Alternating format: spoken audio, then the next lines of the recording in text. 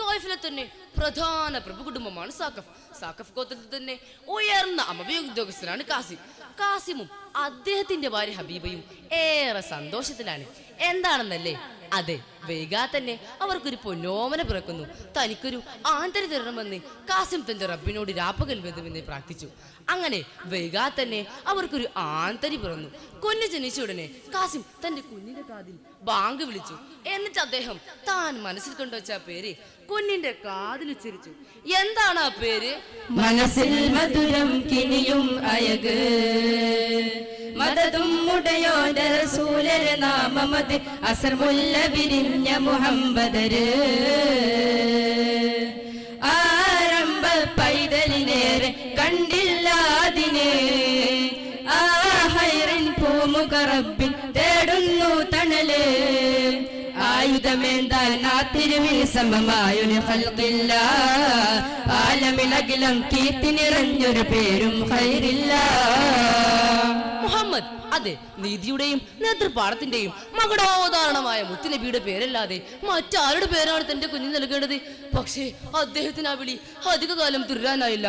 കുഞ്ഞു മുഹമ്മദിന് ബുദ്ധി ഉറക്കും മുന്നേ കാസിം ഈ ലോകത്തോട് വിടയായി. ഇന്നാലില്ലാ. പക്ഷേ പിതാവിന്റെ ദീർഘവീക്ഷണം തെറ്റിയില്ല. ഇത്തിരി പോകുന്ന പ്രായത്തിൽ തന്നെ മുഹമ്മദ് ബിൻ കാസിം കൊണ്ടും കൊണ്ടും കാഴ്ചക്കാരെ അമ്പരിപ്പിച്ചു. അമവി ഭരണകാലത്ത് നാടിനെ മൊത്തം കിടുകിടാവർപ്പിച്ച ഹജ്ജാജ് ബിൻ യൂസുഫിന്റെ അനന്തരവനാണ് നമ്മുടെ കഥാനായകൻ. തന്റെ ചെറുപ്രായത്തിൽ തന്നെ ഭവിഷ്യയുടെ ഗവർണറാവുകയും അവിടുത്തെ വിപ്ലവകാരികളെ മൊത്തം അടിച്ചമർത്തുകയും ചെയ്തു. അങ്ങനെ ഇരിക്കെ പെട്ടെന്നൊരിക്കലാണ് മുഹമ്മദ് ബിൻ കാസിമിന് ഹജ്ജാജ് ബിൻ യൂസുഫിന്റെ ദർബാറിൽ നിന്നും ഒരിക്കൽ ഒരു വിളി വരുന്നത്. എന്തിനാണെന്നല്ലേ? മുത്തായ കാസിം തങ്ങൾ സിന്ദറിഞ്ഞല്ലോ, മുന്നേറ്റം ഹജ്ജാജിന് സൂറൂറായല്ലോ, ദീനിന്റെ അബ്വാബ് തുറക്കപ്പെട്ടേ, യാഗയും സന്തോഷം കൊണ്ടൊളിവായല്ലോ,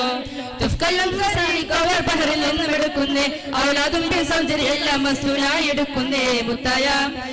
മുത്തായ കാസിം തങ്ങൾ സിന്ദറിഞ്ഞല്ലോ, മുന്നേറ്റം ഹജ്ജാജിന് സൂറൂറായല്ലോ. മുഹമ്മദ് ബിൻ കാസിം കൊട്ടാരത്തിലെത്തി.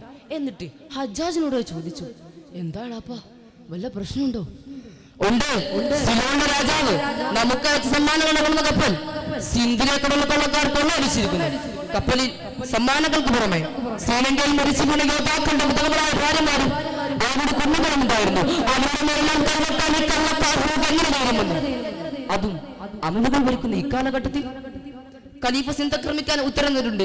നീ പടനായകനായി പുറപ്പെടണം എന്നാണ് എന്റെ ആഗ്രഹം. ഉത്തരവിലെ മുഹമ്മദ് ബിൻ കാസിം സിന്ധിലേക്ക് പുറപ്പെടുകയാണ്. അങ്ങനെ 6000-ഓളം വരുന്ന കാലാൽപ്പടയും 6000-ഓളം വരുന്ന കുതിരപ്പടയും 5 വമ്പൻ കവചങ്ങളുമായി മുസ്ലിം സൈന്യം സിന്ധിന്റെ അതിർത്തിയിൽ എത്തിയപ്പോഴാണ് ആ കാഴ്ച കാണുന്നത്.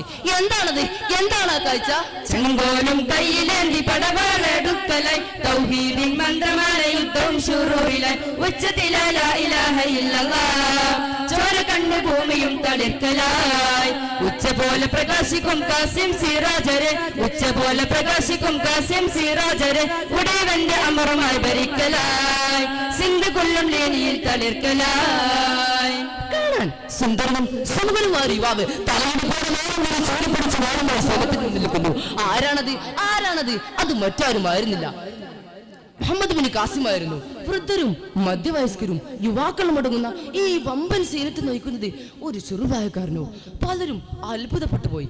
ആ സുപ്രഭാതത്തിൽ തന്നെ മുഹമ്മദ് ബിൻ കാസിമിന്റെ പേര് അപ്രവാദികൾ താണ്ടിയിരുന്നെങ്കിലും അദ്ദേഹത്തെ കാണാത്തവരായിരുന്നു ഭൂരിഭാഗവും. പ്രായഭേദമെന്ന് ആയിരക്കണക്കിനടങ്ങുന്ന ഈ സൈന്യം തന്റെ ഒരൊറ്റ വാക്കിനായി കാത്തിരിക്കുകയാണ്. എല്ലാ മനസ്സും ഉറപ്പിച്ചുകൊണ്ട് മുഹമ്മദ് ബിൻ കാസിം തന്റെ വാളാകാശത്തിലേക്ക് ഉറക്കി ആഹ്വാനം ചെയ്തു. ധീരന്മാരെ, ശത്രുപക്ഷത്തൊരു വലിയ സൈന്യം തന്നെ നിങ്ങളെ കാത്തിരിപ്പുണ്ട്. ഏത് പ്രതിസന്ധി ഘട്ടത്തിലും തറന്നിനെ പറ്റി ചിന്തിക്കാതെ ധീരമായി മുന്നേറുക. ഈ യാത്രയിൽ നിങ്ങളോടൊപ്പം പടച്ചറപ്പുണ്ട്. ജയിച്ചാൽ ദീനിന്റെ യോദ്ധാവ്, മരിച്ചാൽ ദീനിന്റെ ഷഹീദ്. അല്ലാഹു അക്ബർ. മുസ്ലിം സൈന്യം സിന്ധിന്റെ മുക്കുമൂലയിലേക്ക് നിരച്ചു കയറി. അല്പസമയം കൊണ്ട് യുദ്ധാന്തരീക്ഷം സൃഷ്ടിക്കപ്പെട്ടു. ഏറ്റുമുട്ടലിന്റെ ഘോരമായ ശബ്ദം യുദ്ധത്തിന്റെ ഭീതം കൂട്ടി. കുതിരപ്പുറത്തിരുന്നുകൊണ്ട് മുഹമ്മദ് ബിൻ കാസിം അനായാസം ഈ വേഗം തന്റെ എതിരാളികളെ അരിഞ്ഞു വീട്ടി മുന്നേറിക്കൊണ്ടിരുന്നു. യുദ്ധം തുടങ്ങി. നായിക പിന്നിട്ടതും ആളുകൾ കണ്ടത് മുഹമ്മദ് ബിൻ കാസിമിനെയാണ്. മുഹമ്മദ് ബിൻ കാസിം തന്റെ യുദ്ധക്കളത്തിൽ ഭ്രാന്തമായി നൃത്തമാടി. എന്റെ വാൾമനോഹരമായ എതിരാളികളെ കഴിച്ചുകൊണ്ടേയിരുന്നു. ശത്രുപക്ഷത്തിന്റെ പടകുടികളെ പിടിക്കുന്നുണ്ട്. പൂർവാധികം ശക്തിയോടെ മുന്നേറും. ഇതിനിടയിൽ അദ്ദേഹം തന്റെ മുഖ്യ എതിരാളിയെയും അരിഞ്ഞു വീഴ്ത്തി. അങ്ങനെ സിന്ധു മുസ്ലിങ്ങൾക്ക് അധീനതയിലായി. യുദ്ധാന്തരം മുഹമ്മദ് ബിൻ ഖാസിം സിന്ധിൽ ഇസ്ലാമിനെ അംഗീകരിച്ച് ജീവിക്കുന്ന അന്യമതസ്ഥർക്ക് നികുതി നൽകി ജീവിക്കാമെന്നും വ്യവസ്ഥ വെച്ചു. ലോകമാസകലം വ്യാപിച്ചു കിടക്കുന്ന ഇസ്ലാമിനെ സിന്ധു മനസ്സിലാക്കി. ഇതിനിടയിൽ വലീദിന് ശേഷം ഖലീഫയായിട്ട് ഹജ്ജാജ് ബിൻ യൂസുഫിന്റെ ബന്ധുമിത്രനായിരുന്ന സാലിം അബ്ദുൽ മലിക് തെരഞ്ഞെടുക്കപ്പെട്ടു. ഹജ്ജാജിനുള്ള ശേഷം അദ്ദേഹം ഹജ്ജാജിന്റെ കുടുംബത്തോട് തീർത്തു.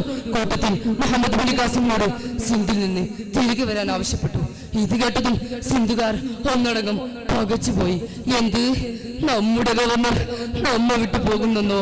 സിന്ധിനെ മുഴുവൻ കണ്ണീരിലായിക്കൊണ്ട് മുഹമ്മദ് ബിൻ ഖാസിം വിടവാങ്ങുകയാണ്.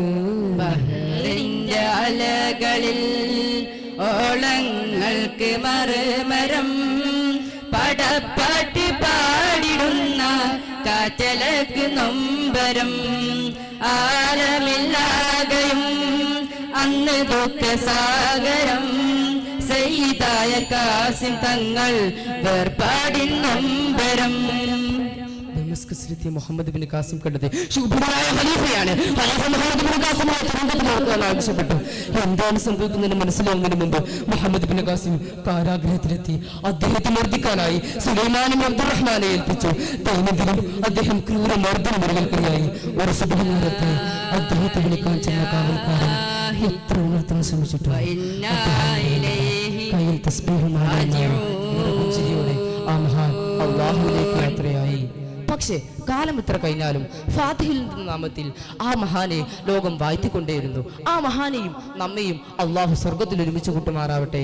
ഇത്രയും പറഞ്ഞുകൊണ്ട് ഞങ്ങൾ നിർത്തുന്നു. വാഹിർ ദഅവാനാ അൽഹംദുലില്ലാഹി റബ്ബിൽ ആലമീൻ.